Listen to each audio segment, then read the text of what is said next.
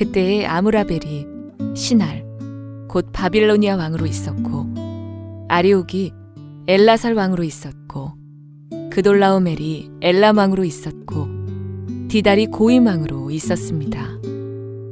이 왕들이 나가서 소돔 왕 베라와 고모라 왕 비르사와 아드마 왕 시납과 스보임 왕 세메벨과 벨라 왕과 전쟁을 했습니다. 벨라는 소알이라고도 부릅니다. 이 왕들은 군대를 시딤 골짜기로 모았습니다. 시딤 골짜기는 지금의 사해입니다. 이 왕들은 12년 동안 그돌라오멜을 섬기다가 13년째 되는 해에 반란을 일으킨 것입니다. 그러자 14년째 되는 해에 그돌라오멜은 다른 왕들과 힘을 합하여 아스드롯 가르나임에서 르바 사람들을 물리쳤습니다. 그들은 또 함에서 수수 사람들을 물리치고 사웨 기랴다임에서 엠 사람들을 물리쳤습니다. 또 세일산에서 호리 사람들을 쳐서 광야에서 가까운 엘바란까지 이르렀습니다.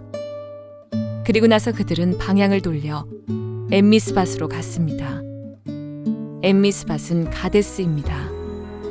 거기에서 그들은 아말렉 사람들을 다 물리치고 하사손 다말에 사는 아모리 사람들도 물리쳤습니다. 그때의 소돔 왕과 고모라 왕과 아드마 왕과 스보임 왕과 벨라 왕, 곧 소알 왕은 시딤 골짜기로 나가 싸웠습니다. 그들은 엘람 왕 그돌라오멜과 고임 왕 디달과 신할 왕 아므라벨과 엘라살 왕 아리옥과 맞서 싸웠습니다. 네 왕이 5왕과 싸운 것입니다. 시딤 골짜기에는 역청구덩이가 많이 있었습니다. 소돔과 고모라의 왕들과 그들의 군대가 도망쳤습니다. 그러나 소돔 왕과 고모라 왕이 역청구덩이에 빠졌습니다. 하지만 나머지 사람들은 산으로 도망쳤습니다.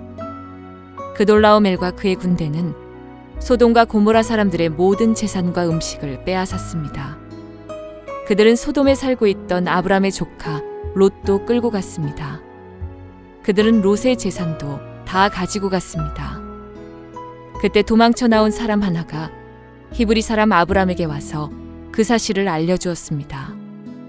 그때의 아브람은 아모리 사람 마므레의 큰 나무들 가까이에 장막을 치고 있었습니다. 마므레는 에스골의 형제였고 아넬과도 형제 사이였습니다. 그들은 모두 아브람을 돕기로 약속을 한 사람들이었습니다. 아브람은 자기 조카 롯이 사로잡혔다는 소식을 듣고 그의 장막에서 태어나 그가 훈련시킨 사람 318명을 이끌고 단까지 뒤쫓았습니다. 그날 밤에 아브람은 자기 부하들을 나누었습니다. 그들은 상대편 군대를 공격했습니다. 아브람의 부하들은 그들을 다마스커스 북쪽에 호바까지 뒤쫓았습니다. 아브람은 그들이 빼앗아간 재산을 모두 되찾았습니다. 자기 조카 롯과 롯의 모든 재산을 되찾았고 여자들과 다른 사람들도 되찾았습니다. 네, 고맙습니다. 우리 가슴에 손을 얹고 믿음을 고백하고 함께 말씀을 듣겠습니다. 제가 먼저 고백하겠습니다. 하나님은 나를 사랑하십니다. 나는 그 사랑 안에 있습니다. 하나님은 오늘 나에게 말씀하실 것입니다. 그 말씀에 능력이 있습니다. 그 말씀에 생명이 있습니다. 나의 마음을 하나님께 열겠습니다. 나의 생각을 예수님께 집중하겠습니다. 들은 만큼 변합니다. 들은 만큼 행복해집니다. 오늘 저희가 보는 말씀은 성경에 기록된 최초의 국제전쟁에 대한 기사입니다. 오늘 설교는 이 전쟁이 어떻게 이루어지고 어떻게 흘러갔는가에 대한 전체적인 이해를 하고 난 뒤에 그 전쟁의 기사를 통해서 우리에게 주시는 하나님의 말씀을 묵상하는 흐름으로 함께 가려고 합니다. 먼저 이 국제전쟁이 전체적으로 어떻게 시작되었고 어떻게 흘러갔는가에 대한 내용을 나누어 보겠습니다. 우선 창세기 14장 1절부터 5절까지 말씀을 읽어보겠습니다. 제가 1절 읽겠습니다.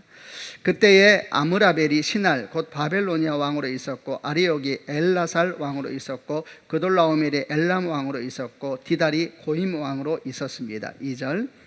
이 왕들이 나가서 소돔 왕 베라와 고모라 왕 아드마 왕 시납과 스보의 왕 세메벨과 벨라 왕과 전쟁을 했습니다. 벨라는 소알이라고도 불립니다. 이 왕들은 군대를 시딤 골짜기로 모았습니다. 시딤 골짜기는 지금의 사해입니다. 이 왕들은 12년 동안 그돌라오멜을 섬기다가 13년째 되는 해에 반란을 일으킨 것입니다. 그러자 14년째 되는 해에 그돌라오멜은 다른 왕들과 힘을 합하여 아스드롯 가르나임에서 르바 사람들을 물리쳤습니다. 그들은 또 함에서 수스 사람들을 물리치고 사워 기라다임에서 엠 사람들을 물리쳤습니다. 두 진영이 등장을 합니다. 국제전쟁인데 한 진영은 엘람 왕 그돌라오멜을 중심으로 한 동쪽의 4개 왕국의 연합이고, 또 한 진영은 소돔 왕 베라를 중심으로 한 가나안의 사해 주변에 있는 5개 왕국의 연합입니다. 내용을 보게 되면 원래 가나안의 사해 주변에 있는 왕들이 엘람 왕에게 12년 동안 조공을 바치고 있다가 13년 때에 반란을 일으켰다 그랬습니다. 조공을 바치는 걸 안 한 것이죠. 가나안의 힘이 세져서 그랬는지 아니면 어떤 이유였는지는 모르겠습니다만은 조공을 안 하게 되니까 이게 반란이 된 것이고, 그러다 보니까 엘람 왕이 주변 왕들과 힘을 합쳐서 이 가나안 지역을 침공하게 되면서 국제전쟁이 시작이 되게 된 겁니다. 한번 지도를 보면 조금 더 설명을 하겠습니다. 이 지도는 비옥한 초승달 지역에 대한 지도입니다. 여러분 보게 되면 오른쪽에 바벨론, 바사, 아수르 이렇게 되는 이게 메소포타미아 지역이죠.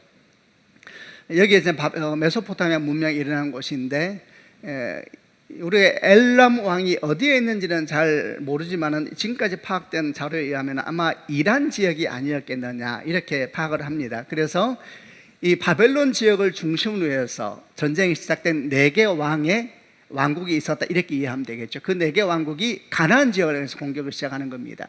쭉 돌아서 공격을 하는 것이죠. 왜냐하면 이 하얗게 된 곳은 사막이거든요. 그러니까 돌아서 이제 공격을 해야 되는 것입니다. 이 바벨론 지역에 있는 4개 왕국이 가나안 지역의 5개 왕국에게 조공을 받고 있었다는 이야기는 그 당시에 이미 영향력이 가나안 지역까지 크게 미치고 있는 상황이었다는 이야기였겠죠.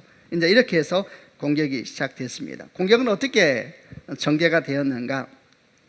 이제 공격을 하게 되는데 이들이 쭉 돌아서 공격을 하는데, 공격의 시작은 위에 있는 다메섹이라는 지역에서부터 공격이 시작됩니다. 두 번째 한번 지도를 보면서 공격의 전개에 대한 얘기를 해보겠습니다. 쭉 돌아서 이제 다메섹에서부터 이 동쪽에 4왕국의 연합이 공격을 하는데, 오른쪽에 있는 길을 따라서 르바, 수스, 엠 쭉 족속을 따라 제일 아래에 있는 아카바만, 이게 홍해 지역입니다. 엘바란까지 쭉 내려와서 돌아서 아말렉 족속에 있는 가데스, 아모리 족속이까지, 그러니까 동쪽을 따라 쭉 내려오면서 아래를 훑고 다시 올라가면서 시딤 골짜기 사이까지 이제 쳐들어가게 된 겁니다. 왜 이렇게 공격을 하게 되었냐면은 이 초록색 길이 왕의 대로라 그래서 고대의 주요 무역로였습니다. 그러니까 여기 길이 잘 따가지니까 여기를 향해서 내려오면 단숨에 가나안까지 내려와서 덮을 수가 있으니까 주변을 먼저 치고 들어가면서 중심지를 향해서 들어가는 전략을 쓴 것 같습니다. 내려오면서 이제 가나안 지역의 주요 몇 개 족속을 치는 겁니다. 르바 족속, 수스 족속, 엠 족속 쭉 내려와서 세일산의 호리 족속, 그리고 아말렉 족속, 가데스라 그랬는데 이 가데스는 12정탐꾼을 보냈던 이스라엘 땅에서 가장 아래에 있는 도시라 보면 됩니다. 가데스에 있는 아말렉 족속을 공격하고 아모리 족속까지 공격하고 드디어 시딤 골짜기 사이에 가서 그 오른쪽에 있는 소돔, 고모라, 벨라, 아드마, 스보임 5개 연합하고 이제 전쟁에서 부딪히게 되는 이런 상황까지 가게 된 겁니다. 전쟁을 하게 됐을 때 사회에 있는 5개 왕들의 연합은 나름대로 생각을 했던 것 같아요. 어떻게 하면은 동쪽에 있는 왕들의 군대가 훨씬 아마도 강했으니까 어떻게 하면 이길 수 있을까 생각하다가 지형지물을 이용하기 위해서 역청 골짜기, 역청이 많은 아주 찐득찐득한, 그러니까 움직이기 힘든 땅이겠죠. 그런 곳으로 동쪽의 왕의 군대를 유혹했는데 결과는 오히려 자기 꾀에 자기가 빠지고 말았습니다.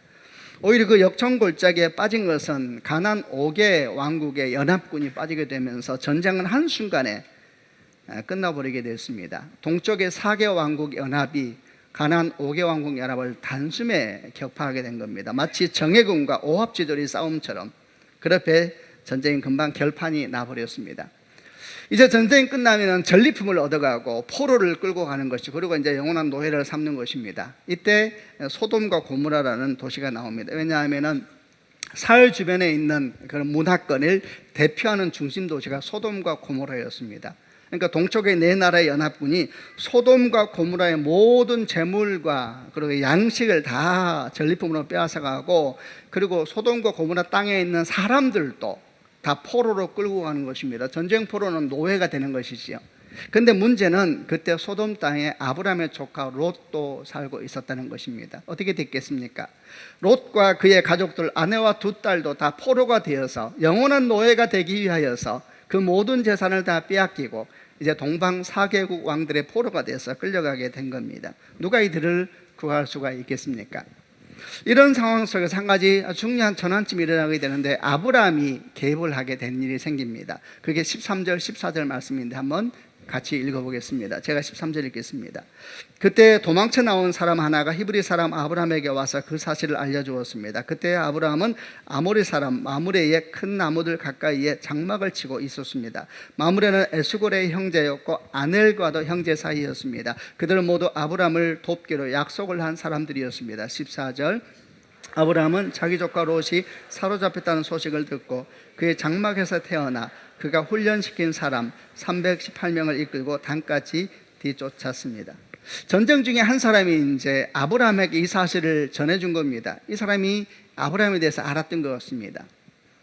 이 당시에 아브라함은 어디에 있었냐면 헤브론 근처 아모리 족속 큰 나무 옆에 살고 있었다, 장막을 치고 살고 있었다, 이러면서 세 사람의 이름이 등장합니다. 헤브론에 자리를 두고 있는 주요 인물들이죠. 마므레, 에스골, 아넬 형제가 등장을 하는데 아브라함이 이들과 동맹을 맺고 있었다 그랬습니다. 성경에서 지금 나온 세 사람 마므레, 에스골, 아넬이 사람 이름으로 나온 것은 여기밖에 없고 그 뒤에는 지역 이름으로 등장을 합니다.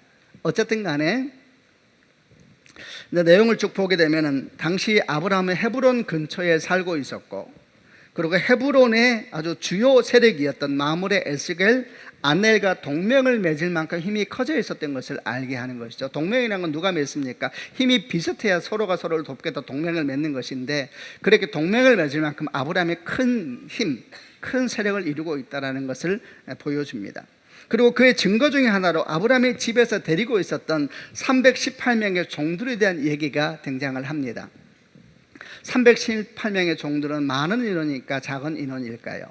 지금 우리가 보기에는 많지 않은 인원처럼 보이지만 고대 근동의 역사의 자료를 연구하는 분들에 의하면 그 당시에 이 정도 인원이면 도시국가의 군대보다 많은 인원이다, 이렇게 이야기를 합니다. 그러니까 결코 적은 인원이 아닌 겁니다.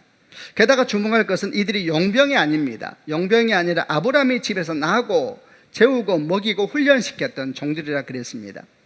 평상시에 도시국가의 군대 정도나 되는 군대보다 많은 종들을 훈련시키고 용사로 데리고 있었다는 것은 무엇을 말할까요? 당시 아브라함의 부유함이 우리가 생각하는 것보다 훨씬 더 컸을지 모른다는 것을 느끼게 하는 그런 대목입니다. 어쨌든 이 318명의 종들을 데리고 있는데 이 아브라함이 이 전쟁에 개입하게 된 겁니다. 15절과 16절 한번 같이 읽어보겠습니다. 15절 읽겠습니다. 그날 밤에 아브라함은 자기의 부하들을 나누었습니다. 그들은 상대편 군대를 공격했습니다. 아브라함의 부하들은 그들을 다마스커스 북쪽의 호바까지 뒤쫓았습니다. 16절 아브라함은 그들이 빼앗아간 재산을 모두 되찾았습니다. 자기 조카 롯과 롯의 모든 재산을 되찾았고 여자들과 다른 사람들도 되찾았습니다. 아브라함의 반응이 대단히 놀랍습니다. 이 아브라함 마치 준비하고 있었던 사람처럼 보입니다. 이 소식을 듣자마자 즉시 훈련된 군사들을 나누어서 318명의 군사를 이끌고 동쪽의 왕들을 추적하기 시작하면서 단까지 올라갔다. 단은 이스라엘 제일 북쪽에 있는 지역입니다. 그리고 밤새 적들을 공격하면서 도망가는 적들을 다메섹까지 추적해서 기적적인 승리를 얻었다, 이렇게 되어 있죠. 두 번째 아까 지도를 조금 더 봐보겠습니다. 시딤 골짜기에서 전쟁에 승리하고 이들이 이제 자기 나라로 돌아가는데 어디로 갔는가에 대한 기록은 없습니다.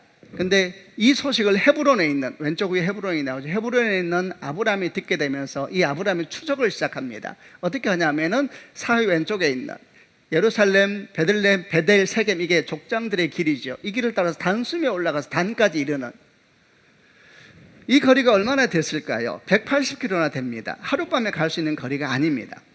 180km나 되는 이 길을 단숨에 올라가서, 그 시간이 얼마나 되는지는 모르겠습니다만 단숨에 올라가서 적들을 공격하고, 더 나아가서 단에서 도망을 합니다. 적들이 다메섹 주변까지 가가지고 다메섹 주변까지 쫓아가서 완전히 격파를 하는 것입니다. 다시는 침공할 수 없도록 이렇게 이제 격파를 하게 된 것이죠. 대단히 놀라운 것입니다. 뭘 의미하겠습니까? 지금 아브라함이 데리고 있는 318명의 장정들이 보통 장정들이 아니었던 것입니다. 그러면 아브라함이 이미 보통 용사가 아니었다는 이야기겠죠. 그 먼 거리를 단숨에 쫓아 올라가서 적들을 공격하고 그들을 뒤쫓아가서 격파하고 돌아올 수 있다는 건 대단히 놀라운 것이죠. 그러면서 또 이런 생각도 하게 됩니다. 그러나 아브라함의 종들이 아무리 잘 훈련됐다 할지라도 어떻게 동쪽의 4개국 연합의 군대와 싸워서 이길 수가 있었을까? 여기서 우리는 하나님이 개입하셨을 것이라는 느낌을 지울 수가 없는 이런 상황의 전개도 함께 보게 됩니다. 자, 여기까지가 여러분 성경에 나온 오늘 창세기 14장 앞부분에 나오는 국제전쟁에 대한 성경의 기록입니다. 이 성경의 기록에서 우리가 무엇을 배울 수 있을 것인가, 무엇을 묵상할 것인가 이제 들어가 보려고 합니다. 이 묵상을 위해서 먼저 두 가지 정도를 먼저 짚고 가겠습니다. 첫 번째, 이 전쟁 기사가 창세기 14장에 기록된 목적은 무엇일까, 초점은 무엇일까라는 것입니다. 이 전쟁 기사는 단순히 동쪽에 있는 왕들과 가나안 지역에 있는 5개의 왕들의 전쟁을 설명하는 데 초점이 있는 것은 아닙니다. 오히려 이 말씀의 초점은 이런 국제전쟁 한가운데 있는 하나님의 사람들에 대한 이야기가 전개되는 것입니다. 아브람, 그리고 그의 조카 롯, 그리고 그들과 함께 하신 하나님의 은혜, 그 은혜에 대한 아브람의 반응, 이런 것이 초점에 대해서 오늘 말씀을 묵상을 해야지 됩니다. 또 한 가지 묵상을 위해서 기억할 것은 이 전쟁 기사, 창세기 14장에 있는 전쟁 기사는 갑자기 등장하는 것이 아니라 창세기 12장, 13장부터 계속 이어져 오는 두 사람의 이야기, 아브람과 롯의 이야기가 14장 이르서 중요한 클라이막스에 일고 있다는 것도 같이 기억을 해야 됩니다. 그러므로 14장의 사건을 잘 이해하기 위해서는 12장, 13장을 기억하면서 같이 이해하는 것이 도움이 됩니다. 먼저 12장과 13장에 있었던 내용을 한번 잠깐 상기해 보겠습니다. 12장에는 어떤 내용이 있었습니까? 아브라함이 아내 사레와 조카 롯과 함께 주의 약속의 말씀을 따라 갈대아 우르와 하란을 떠나서 약속의 땅으로 들어갔습니다. 그러나 얼마 지나지 않아서 그들이 경험한 것은 큰 기근이었습니다. 살 수가 없는 상황이 되자 아브라함이 어떻게 합니까? 영원히 마르지 않을 것 같은 나일강이 있는 애굽을 피난처 삼아 내려가기로 결정을 했지 않습니까? 애굽에서는 어떤 일이 있었습니까? 큰 수치를 당하게 되었죠. 아내 사레를 누이로 속여서 자기 안전을 도모하려고 했던 아브라함이 하나님의 계획으로 말미암아 이 모든 일이 다 폭로되게 돼버리면서 바로 왕에게 큰 수치를 당하게 되고, 결국 아브라함과 그 가족들은 바로 왕에 의해서 애굽에서 쫓겨나게 됩니다. 쫓겨나서 다시 약속의 땅으로 강제로 올라가야 되는 이런 상황을 겪게 됐습니다. 그런데 약속의 땅으로 다시 올라올 때 한 가지 아브라함의 삶에 중요한 변화가 생긴데, 그것은 아브라함의 큰 부자가 되어서 올라오는 상황이 됐습니다.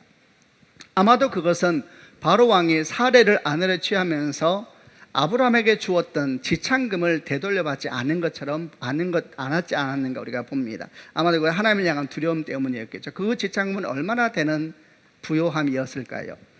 여러분, 바로 왕은 최고의 부자였습니다. 애굽 모든 것이 그의 것이었습니다. 그가 아내를 데려가기 위해서 그 집안에 지창금을 줬다면 여러분 그 금액이 절도 작지 않았을 것입니다. 그러나 바로 왕에게는 큰 것이 아니었겠죠. 그러나 그것을 받는 아브라함에게는 엄청난 재산이었을 것입니다. 그래서 올라오면서 그가 성경에 기록하기를 많은 양떼와 소떼, 남종과 여종, 암나귀와 순나귀, 낙타, 그리고 금은까지 가지고 올라왔다, 이렇게 되어 있습니다. 그러나 사실 그 부유함은 수치와 함께 얻은 부끄러운 부였습니다. 하나님께서는 아브라함의 한심한 모습에도 불구하고 은혜를 베풀어 주셔서 그를 부유함으로 다시 되돌아오게 하셨지만 사실 그러나 그 은혜 속에서도 아브라함의 가정은 큰 상처와 아픔을 동시에 끌어안고 약속 땅으로 올라오게 된 것입니다. 이 모습을 한번 생각해 두시길 바랍니다.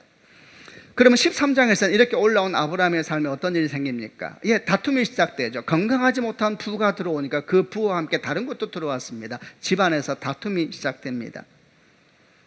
아브라함과 롯의 종들이 싸우기 시작합니다. 왜? 준비 안 된 부유함, 건강하지 않는 부유함이 집안에 들어오면서 문제가 막 생기기 시작하는 겁니다. 서로 부자가 되니까 양도 많아지고 소도 많아지고 종들도 많아지고 우물 때문에 부딪히고 목초지 때문에 부딪히고 이런 모양 저런 모양으로 부딪히게 된 겁니다. 그래서 어떻게 됐습니까? 결국 아브라함과 롯은 헤어지기로 결정을 했는데 이 헤어지는 과정에서 아주 중요한 것이 드러나게 됩니다. 그것은 아브라함이 가지고 있는 가치관과 롯이 가지고 있는 가치관이 적나라하게 드러나게 되는 계기가 된 것이 헤어지는 사건이었습니다. 롯은 어떻게 선택합니까? 성경은 분명히 기록하죠. 눈을 들어 본즉 그의 선택의 중심입니다. 눈을 들어 본즉 롯은 그의 눈이 하나님이었습니다. 눈을 들어 본즉 요단 들어보니까 너무나 풍요했습니다. 롯은 어떤 사람이었습니까? 눈에 보이는 게 중요하고 손에 잡히는 게 중요하고 귀에 들리는 게 중요한 사람이었습니다. 그리고 그렇게 택한 것이 요단들이었고 그 요단들의 한가운데 그 요단들의 영광을 상징하는 도시는 소돔과 고모라 땅이었습니다. 아브라함은 어땠습니까? 아브라함은 어떻게 선택합니까? 그런 선택을 앞두고 롯에게 말합니다. 네가 우하면 나는 좌하고 네가 좌하면 나는 우하리라. 어찌 보면은 아주 중심도 없고 기준도 없는 말처럼 들리지만 사실은 가장 분명하고 가장 중심이 있는 가치관을 보여주는 것입니다. 그의 중심은 하나님이었습니다. 그는 롯에게 말하는 것입니다. 하나님이 나와 함께 하심으로 왼쪽도 괜찮고 오른쪽도 괜찮다. 아브라함의 중요한 것은 산도 아니고 들도 아니고 그 땅의 부유함과 풍요함과 그게 중요한 것이 아니라 하나님이 나와 함께 하시면 부유한 땅, 기름진 땅도 좋고 그렇지 않은 산지도 괜찮다라고 말하고 있는 것이죠. 네가 우하면 나는 좌하고 네가 좌하면 나는 우하리라. 이런 결정 과정을 거쳐서 롯은 어디로 갑니까? 소돔과 고모라 땅의 중심된 요단들을 향해서 걸어간 인생이 되고 아브라함은 헤브론을 향해서 걸어가면서 거기서 머물게 되게 된 겁니다. 이게 창세기 13장입니다. 그래서 이제 아브라함은 어디 살고 있습니까? 헤브론에 살고 있습니다. 롯은 어디 살고 있습니까? 소돔에 살고 있습니다. 그런 상태에서 창세기 14장의 국제전쟁이 시작되게 된 겁니다. 그 전쟁에 대한 얘기는 아까 여러분에게 함께 나누었습니다. 자, 이런 말씀 속에서 우리가 첫째 배워야 될 것은 뭡니까? 그것은 한 사람의 가치관이 그 사람의 인생에 얼마나 큰 영향을 주는가에 대한 가치관이 그의 인생에 결정적인 영향을 미친다는 것을 보여주는 교훈입니다. 저는 아까 여러분에게 말씀을 묵상하면서 오늘 말씀의 묵상의 초점은 전쟁 자체에 있는 것이 아니라 그 전쟁 한가운데는 롯과 아브라함 두 사람에게 있다 그랬습니다. 여러분 지금 두 사람은 똑같이 전쟁의 소용돌이 속에 빠져든 가나안 땅에 살고 있는 상황입니다. 그러나 그 전쟁의 과정이나 결과는 두 사람에게 전혀 다르게 다가왔습니다. 롯은 어땠습니까? 롯은 어느 날 갑자기 전쟁의 소용돌이가 그의 삶 한가운데로 휘몰아치기 시작했습니다. 그가 원한 것이 아닙니다. 그가 택한 것이 아닙니다. 그냥 전쟁의 소용돌이가 그의 인생을 그냥 덮어버린 것입니다. 그가 굳이 한 것이 있다고 말한다면 한 가지밖에 없습니다. 그가 한 것이 굳이 있다면 그는 요단들을 택했을 뿐입니다. 왜 택했습니까? 그 땅은 더 좋아 보이고 더 윤택해 보여서 그 땅을에서 살게 되면 더 잘 살 것 같고 더 행복해 보이고 그 땅에 살고 있는 사람이 부러워서 그 땅 택한 것 뿐입니다. 그런데 그 땅에 전쟁의 소용돌이가 휘몰아쳐 온 겁니다. 아브라함은 어디에 있습니까? 헤브론에 있었다 그랬습니다. 그런데 이 땅은 놀랄 만큼 이 전쟁의 영향력으로부터 구별되어 있고 어떤 영향도 받지 않고 있습니다. 그런데 우리가 주의할 것은 이 소돔과 헤브론의 지리적 거리는 30km밖에 되지 않습니다. 아주 가까운 거리입니다. 너무 가까운 거리다 보니까 이 전쟁의 극단적인 영향력이 신기할 만큼 느껴집니다. 굉장히 가까운 거리죠. 그런데 신기하게도 둘 사이는 마치 대단히 먼 지역인 것처럼 이 큰 전쟁의 영향력으로부터 완전히 다른 모습을 나타내고 있습니다. 성경은 전쟁을 마치고 돌아가는 동쪽 왕들이 기환 길에 대한 설명이 없다 그랬습니다. 어디로 간지 모르지만 한 가지는 분명합니다. 그들은 돌아가면서도 헤브론은 건들지 않습니다. 무슨 이유 때문이었을까? 헤브론이 산에 있기 때문에 건드려도 대가 지불만 많이 고생만 해야 되고 얻을 것이 별로 없다라고 생각해서 그랬을까요? 우리는 이유를 모릅니다. 그런데 그들은 헤브론은 건들지 않습니다. 올 때도 건들지 않고 갈 때도 건들지 않죠. 다 여기서 이제 들어가 봅니다. 여러분, 헤브론은 뭐고 소돔은 무엇입니까? 헤브론과 소돔은 아브라함과 롯의 가치관을 아주 상징적으로 보여주는 땅인 것입니다. 소돔은 어떤 가치관을 보여주는 땅입니까? 눈에 보이는 것, 귀에 들리는 것, 손에 잡히는 것, 그것이 가장 중요한 인생길을 보여주는 땅입니다.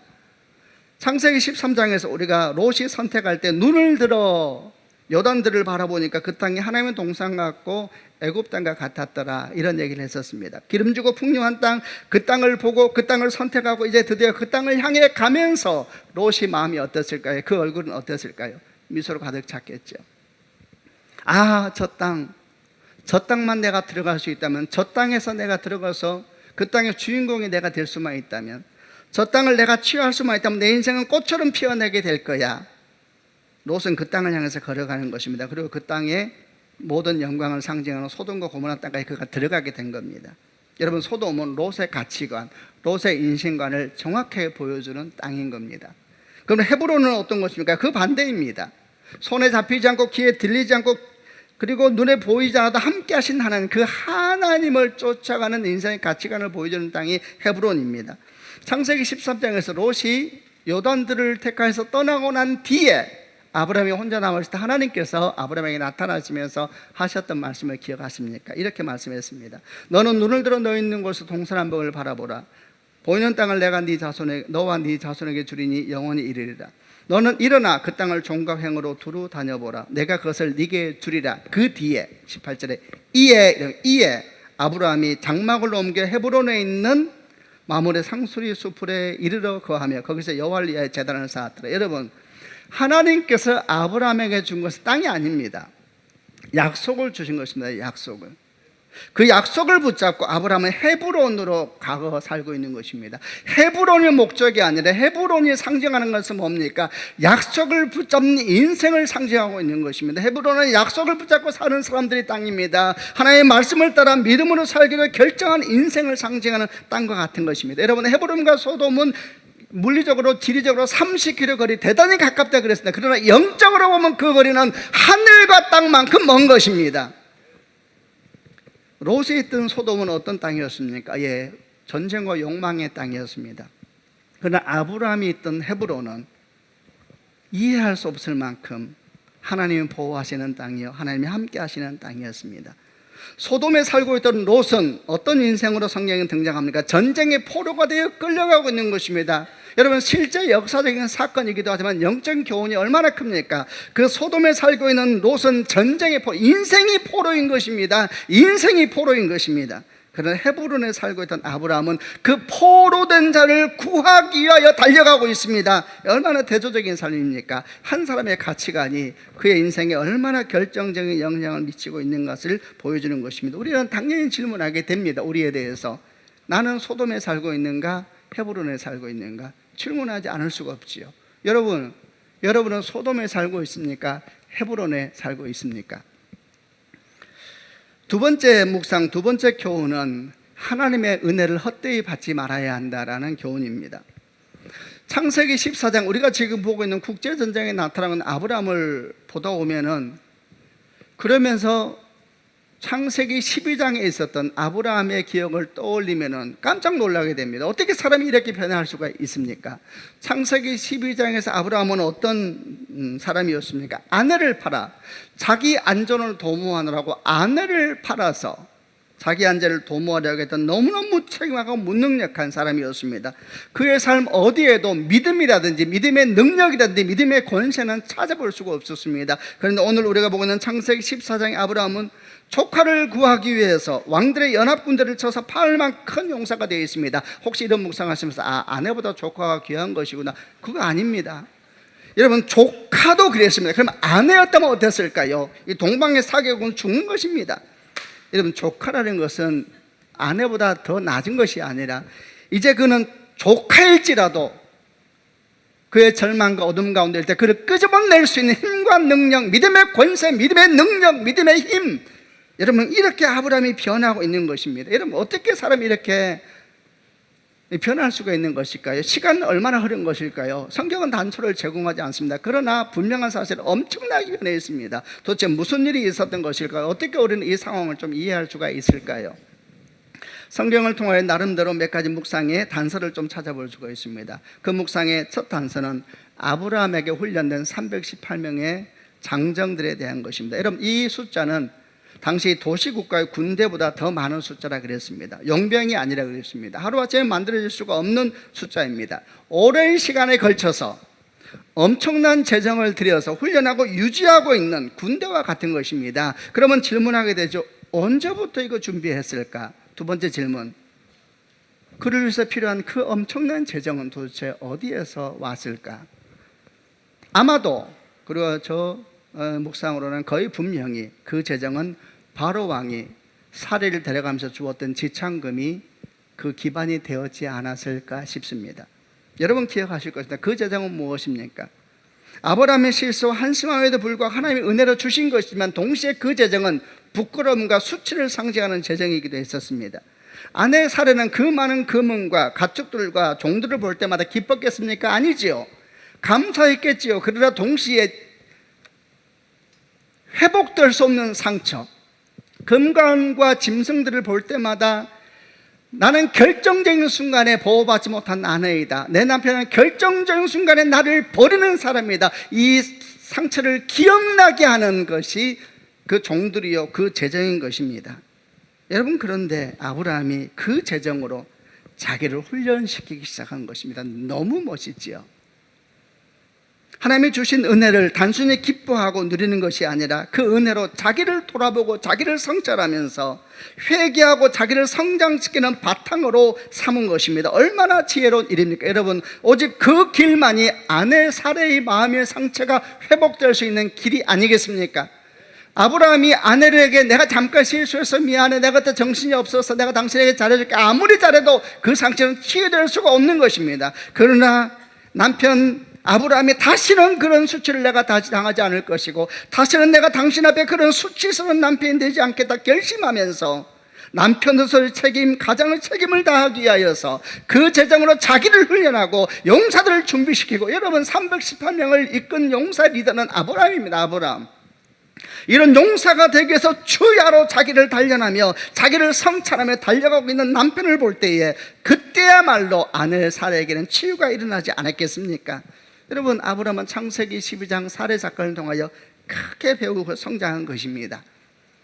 누구에게나 상처는 있고 아픔이 있는 것이나 문제는 그 상처와 아픔을 그저 그냥 놔두고 상처와 아픔 그대로 묵상할 것인가, 아니면 그 상처와 아픔을 주 앞에 가지고 와서 주의 은혜와 만나게 하는 순간 그러므로 말미암아 그 은혜와 상처를 내 인생에 다시 회복되는 하나님의 축복의 통로로 삼을 것인가, 그 선택이 우리에게 주어져 있는 것뿐입니다. 아브라함은 이 상처를, 주의 은혜와 만난 이 상처를 자기 인생 회복되는 축복의 통로로 삼으신 것입니다. 여러분, 주님의 이름으로 축복합니다. 우리에게도 이런 역사가 있기를 주님의 이름으로 축원합니다. 자신의 상처와 아픔을 합리화하지 말고 당연한 것으로 눈 감지 말고 그 상처와 아픔 뒤에 있는 은혜를 바라보면서 그 은혜 속에 자기를 단련하고 훈련시켜서 그 상처가 오히려 축복의 통로가 되는 그런 인생과 그런 가정이 되는 축복이 있기를 주님의 이름으로 축원합니다. 우리에게 주어진 상처가 아무리 깊고 넓고 아마 사례 입장에서는 죽을 때까지 잊을 수 없는 상처라고 생각했겠지요. 그러나 하나님의 은혜가 거기에 더해지고 그 은혜 속에서 내가 다시 주 앞에 시작하리라 거룩한 결심을 하고 하나님 바라보고 나아가게 되면은 여러분, 결코 지워지지 않는 상처는 아무것도 없는 것입니다. 아멘이죠. 오히려 그 상처가 축복의 통로가 되고 이해할 수 없는 그 인생의 위대한 하나님의 통로가 되는 것을 믿으시는 축복이 있기를 바랍니다. 마지막 묵상은 롯에 대한 것입니다. 롯을 언급하지 않고 지나갈 수가 없습니다. 롯은 왜 전쟁 포로가 되었습니까? 한마디로 말하면 그가 소돔에 산 인생길을 선택했기 때문에 그런 것입니다. 소돔이 인생의 목적인 사람은 그 자체가 포로입니다. 그 자체가 전쟁의 노예인 것입니다. 아브라함은 그로 말미암아 전쟁 노예가 돼서 영원한 노예가 되어서 끌려가는 상황이 되었는데 아브라함, 삼촌 아브라함의 기적적인 도움으로 구원받고 돌아왔습니다. 자, 그럼 이제 어떻게 해야 됩니까? 다시는 소돔으로 가면 안 되는 것이죠. 그런데 그는 다시 소돔으로 돌아갑니다. 왜 그는 아브라함에 의해서 구원받아 돌아왔을 때 자신의 삶에 뭔가 잘못됐구나, 뭔가가 문제가 있구나 라는 것을 느끼지 못했을까요? 왜 그는 그 큰 절망과 아픔을 시간을 보내면서 그 바탕에 소돔의 영성이 있구나, 이 영성을 끊어야 되겠구나 느끼지 못했을까요? 왜 그는 큰 절망과 아픔 속에서 자신이 살아야 할 것은 소돔이 아니었구나, 내가 속았구나, 하나님의 사람 아브라함과 함께 있어야 되겠구나, 하나님과 함께 있어야 되겠구나, 그는 왜 그것을 깨닫지 못했을까요? 결국 그는 언제 소돔을 빠져나옵니까? 창세기 18장 불과 요항으로 그 도시가 완전히 멸망할 때 모든 것을 다 잃어버리고 아내도 같이 나오다 그 영광을 잊지 못하여 뒤돌아보다 소금 기둥 때문에 집안이 파탄이 납니다. 두 딸과 함께 피신을 했지만 엉망인 가정이 되고 비극적인 가정이 되고 말았지 않습니까? 시편 49편 20절에 생각납니다. 종기에 처하나 깨닫지 못하는 사람은 멸망하는 짐승 같도다. 말씀을 마무리하겠습니다. 국제전쟁의 기사가 시작되면서 우리는 그 한가운데 있는 하나님의 사람 아브라함과 그리고 우리에게 깊은 경계를 주는 롯에 대한 이야기를 만났습니다. 우리는 질문하게 됩니다. 나는 아브라함의 길에 서 있습니까? 롯의 길에 서 있습니까? 나는 헤브론에 살고 있습니까? 소돔에 살고 있습니까? 아브라함은 우리가 항상 기도하고 소망하는 축복의 통로, 구원의 통로로 사용되고 있습니다. 그러나 이 통로로 사용되는 것은 그냥 주어지는 것은 아닙니다. 구원은 일방적입니다. 은혜도 일방적입니다. 그러나 우리가 축복의 통로로 사용되기 위해서는 자기를 관리하고 자기를 성찰하면서 은혜 속에서 자기를 돌아보고 은혜 속에서 회개하고 은혜 속에서 자기를 쳐서 복종시키면서 하나님의 용사로 성장해 가야 되는 것입니다. 은혜를 당연시 여기지 말고 선한 성장과 성숙이 우리 가운데 날마다 드러나도록, 그리하여 수치와 부끄럼조차도 큰 은혜의 통로가 될 수 있도록 이렇게 우리가 준비하고 훈련하게 되면은 오늘 이 사건은 여러분과 저희 사건이 될 것이고 큰 주의 은총이 우리 가운데 임하는 아름답고 놀라운 역사의 통로가 열리는 그런 인생이 될 줄로 믿습니다. 그런 축복이 여러분 가운데 있기를 주님의 이름으로 축원합니다. 우리는 소돔의 백성이 아니요, 우리는 헤브론의 길을 따라가는 백성인 것입니다. 아멘이죠. 우리는 약속의 길을 따라가는 사람인 것입니다. 우리 또한 보이는 것과 잡히는 게 중요하지만 그러나 정말 중요한 것은 보이지 않는 하나님, 잡히지 않는 하나님, 들리지 않는 주의 음성인 줄로 믿습니다. 믿음의 눈을 가지고 보고 믿음의 귀를 열어서 듣고 믿음의 마음을 열어서 바라보면 하나님께서 우리 삶 가운데 주의 나라를 이루어 주실 것이고 영광을 우리 가운데 보여주실 것입니다. 그런 축복이 여러분과 함께 하시길 주님의 이름으로 축원합니다. 아멘. 기도하십시다.